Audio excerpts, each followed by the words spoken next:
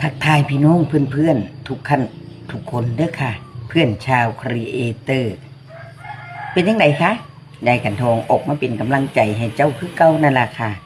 สู้ไปนำกันเด้อจังใดก็ได้คลิปทุกคลิปก็คือว่านั่นน่ะ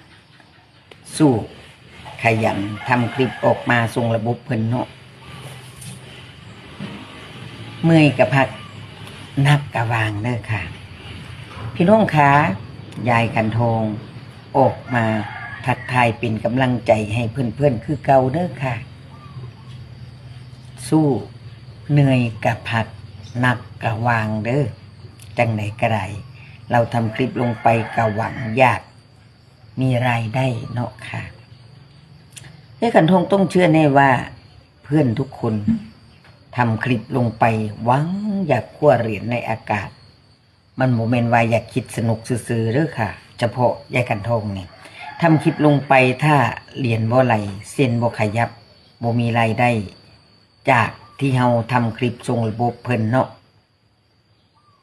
บ้าเล่นละมวนอย่าไปขี้เลียดเพิ่นว่าว้ายายขันทองบ่เสื่อน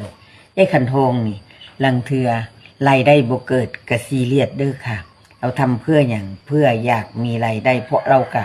สละเวลาอันมีค่าที่เข้ามาทำคลิปเมื่อก่อนว่ามาเฮ็ดเล่นๆอยากได้เครื่องไม้เครื่องมือเนาะค่ะพอได้ปุ๊บมามีการสร้างรายได้พอมีสร้างรายได้แล้วก็เคยได้เงินอย่างยายขันทองนี่เคยได้เงินเดือน9 เดือนบาทนี้เดือนที่10ที่จะถึงนี่รายได้บ่เกิดเฮาก็ท้อดิค่ะเราทุ่มเททั้งใจทั้งผลงานที่เฮาทำเนาะค่ะบ่ว่างานต่างๆที่เฮาทำเป็นคลิปฉายเป็นวิดีโอส่งทางระบบเพิ่นเฮาก็อยากได้เหรียญในอากาศฉะนั้นเราตั้งใจในการกับผลงานที่เฮาทำลงไปเนาะระบบเพิ่นบ่เบิ่งรายได้บ่เกิดยายขันทองนี่ท้ออีหลีท้อเพราะว่าเคยได้แต่มันกะเปลี่ยนค่ะจากหน้ามือเป็นหลังมือบ่มีรายได้เกิดขึ้นฉะนั้นมันก็เลยมีการเกิดท้อขึ้นมาค่ะยายขันทองทุ่มเทกับการเป็นครีเอเตอร์เด้อค่ะพี่น้องค่ะทุ่มเทมากเลยยอมให้เพื่อนด่ายอมให้เพื่อนประนามทุ่มเทถ้าใส่เสื้อผ้ายอดผู้ชมก็ไม่มีสิ้นก็บ่ขยับยอดผู้ชมน้อยรายได้ก็บ่เกิด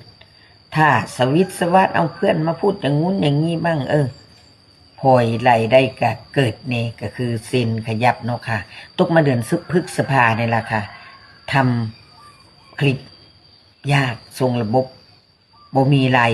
ได้เกิดขึ้นแต่วันนี้ก็เป็นของเดือนใหม่มิถุนาเนาะค่ะเป็นวันที่ส่งเร็วยายขันทองการเริ่มต้นเดือนนี้เนาะค่ะจะไปรับเดือนหน้าจะได้หรือไม่ได้ยายขันทองกะยังบ่รู้จักเนาะค่ะฉะนั้นยายขันทองกะสิพยายามขยันทำคลิปส่งระบบเมนสิโทเมนสิเมอยล่าแค่ไหนยายขันทองกะสิสู้ต่อไปฉะนั้นเพื่อนทุกคนอย่าลืมเด้อค่ะสู้ไปนำกันเนาะค่ะคลิปนี้ฝากไว้สำนี้ค่ะยายขันทองมาพูดมาทักทายเป็นกำลังใจให้พี่ให้น้องทุกท่านทุกคนเด้อค่ะยายขันทองมาทักทายเป็นกำลังใจให้พี่น้องทุกคนกำลังใจให้สู่ผู้สู่คนเด้อค่ะคลิปนี้ยายขันทองฝากไว้สำนี้ยายขันทองก็ขอบคุณทุกท่านทุกคนที่เข้ามารับชมเป็นกำลังใจชมคลิปให้ยายขันทองเนาะค่ะยายขันทองก็ขอบคุณทุกท่านทุกคนที่เข้ามารับชมเป็นกำลังใจเนาะค่ะ